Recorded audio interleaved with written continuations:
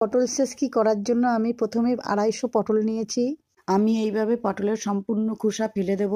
এবার পটলটাকে আমি খুব সুন্দরভাবে কুড়িয়ে নেব এক এক করে। এক এক করে আমি সব পটলগুলো কুড়িয়ে নিয়েছি। আর কি সুন্দর মিহি হয়েছে দেখো। দুটো লঙ্কা কুচিয়ে নেব এইভাবে। এখানে ফোড়নের জন্য আমি 2 পলা সর্ষের তেল দিয়ে দেবো। কালো জিরে আর কুচিয়ে রেখেছিলাম যে লঙ্কা, সেটা এখন ফোড়ন দিয়ে দিলাম। এখন পটল কুড়োনোটা দিয়ে দিলাম। আমি এখানে কোনো মশলা দেবো না। 1/2 চামচেরও কম হলুদ আর লবণ দিলাম 1/2 চামচ। এবার নাড়াচাড়া দিয়ে নেব।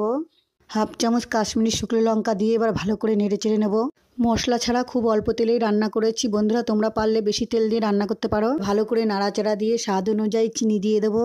আমি এখানে 1/2 চামচ মতো চিনি দিয়েছি। যার যার পছন্দ অনুযায়ী চিনি দেবে। আমি বাড়িতে এইভাবেই রান্না করি বন্ধুরা, তোমরাও বাড়িতে এইভাবে রান্না করে দেখো, আশা করি তোমাদেরও ভালো লাগবে। পটল সেচকিটা কমপ্লিট করে ফেলেছি। এবার অন্য একটা প্লেটে নামিয়ে নেব। দেখো বন্ধুরা, হাতে খুব একটা বেশি তেল চিপচিপে করছে না। আমি এখানে কম তেল দিয়েই রান্না করেছি। তোমরাও